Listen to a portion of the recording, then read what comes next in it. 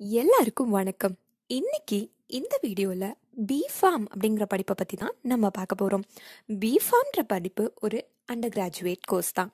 இந்த கோர்ஸ்ல pharmacy, pharmaceutical science, drugs, chemicals, formulas இந்த மாதிரி விஷயங்கள் தான் அதிகமாக படிப்போம். அது மட்டும் இல்லாமல் ட்ரக்ஸை எப்படி ப்ரிப்பேர் பண்ணுறதுன்ற மெத்தட்ஸ் அண்ட் ப்ராசஸும் அதிகம் படிக்கிற மாதிரி இருக்கும்.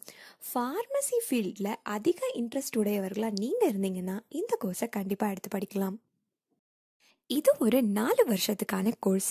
இந்த 4 வருஷத்தில் உங்களுக்கு 8 செமஸ்டர்ஸ் இருக்கும். இந்த 8 செமஸ்டர்ஸில் உங்களுக்கான மெயின் சப்ஜெக்ட்ஸ் எதெல்லாம்னு பார்த்தீங்கன்னா human anatomy and physiology, pharmaceutical engineering, pharmacognosy, cytochemistry, industrial pharmacy, pharmaceutical analysis, computer applications in pharmacy pharmacology, pharmaceutical microbiology, pharmaceutical inorganic கெமிஸ்ட்ரின்றதெல்லாம் உங்களுக்கான மெயின் சப்ஜெக்ட்ஸ்.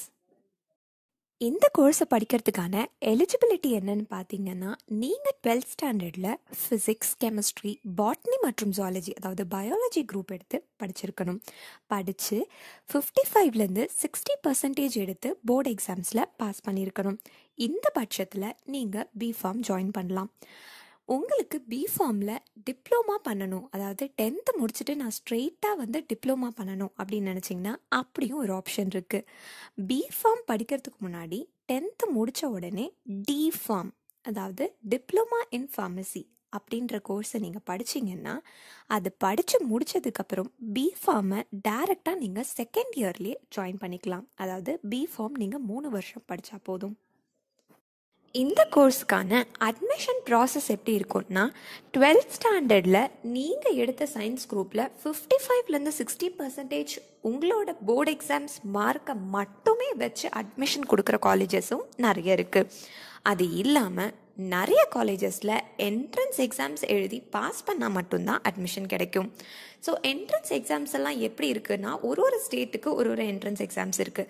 எம்இடி அப்படிங்கிறது மணிப்பூரோடது, எம்ஏஹெச்ஏசிஇடின்றது மகாராஷ்டிராவோடது, கேசிஇடி அப்படிங்கிறது கேரளாவோடது, பியூசிஇடி அப்படிங்கிறது பஞ்சாபோடது. இந்த மாதிரி நிறைய ஒரு ஸ்டேட்டுக்குன்னு ஒரு என்ட்ரன்ஸ் எக்ஸாம்ஸ் இருக்குது. நேஷ்னல் லெவலில் ஒரே மாதிரியான என்ட்ரன்ஸ் எக்ஸாம் இருக்க ஒரு எக்ஸாம் என்னென்னு பார்த்தீங்கன்னா பிஐடிஎஸ்ஏடி அதாவது பிட்சாட் அப்படிங்கிற எக்ஸாம் நேஷ்னல் லெவலில் எந்த காலேஜ்க்கு என்ட்ரு ஆகிறதுக்கும் அந்த என்ட்ரன்ஸ் எக்ஸாம் வேலிட். இந்த கோர்ஸுக்கான ஸ்கோப் எல்லாம் எந்த மாதிரியான இண்டஸ்ட்ரீஸில் இருக்குன்னு பார்த்தீங்கன்னா ஃபார்மசூட்டிக்கல் ஃபார்ம்ஸ், அதுக்கப்புறம் biotechnology, medical sector, private sector, public sector இது மாதிரியான விஷயங்களில் உங்களுக்கான ஜாப் ஆப்பர்ச்சுனிட்டிஸ் அதிகமாக இருக்குது. அது ரொம்ப முக்கியமாக ட்ரக்ஸ் மேனுஃபேக்சரர்ஸ் அதாவது ட்ரக்ஸை தயாரிக்கிற இடத்துல பிஃபார்ம் படிக்கிறவங்களுக்கு ஜாப் ஆப்பர்ச்சுனிட்டி டாப்பில் இருக்குது.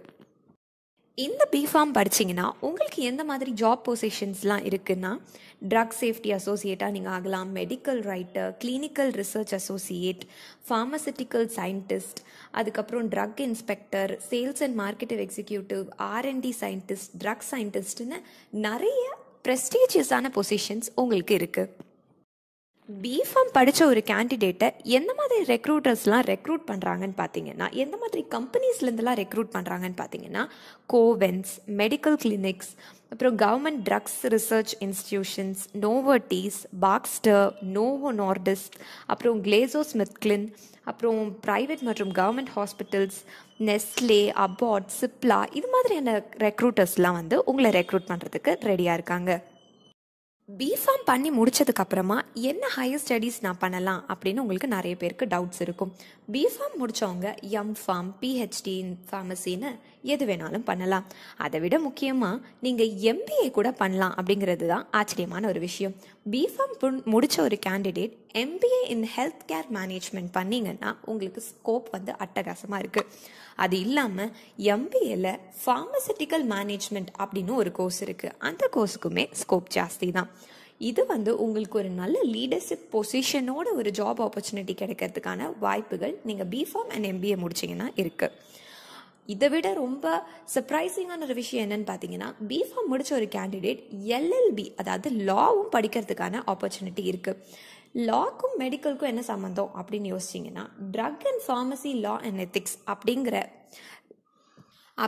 கோருக்கு கீழே நீங்கள் எல்எல்பி படிக்கலாம். பிஃபார்ம் படிக்கணும்னு நீங்கள் முடிவு பண்ணிட்டீங்கன்னா நீங்கள் கன்சிடர் பண்ண வேண்டிய ஒரு முக்கியமான பாயிண்ட் இருக்குது. அந்த பாயிண்ட் தான் ஏஐசிடிஇ ஆர் பிசிஐ, அதாவது ஃபார்மசி கவுன்சில் ஆஃப் இந்தியா. இந்த 2 சர்டிஃபைடு காலேஜாக பார்த்து நீங்கள் செலக்ட் பண்ணணும். அதாவது ஏஐசிடிஇ அப்படிங்கிற சர்டிஃபைடுக்கு கீழே 800 காலேஜஸ் இந்தியாவில் இருக்குது. பிசிஐ, அதாவது ஃபார்மசி கவுன்சில் ஆஃப் இந்தியா, அந்த சர்டிஃபைடுக்கு கீழே 1100 காலேஜஸ் இந்தியாவில் இருக்குது. ஸோ இந்த 800 + 1100, இந்த 2000 காலேஜஸ்க்கு உள்ளே தான் நீங்கள் பிஃபார்ம் படிக்கணும். அப்போ தான் நீங்கள்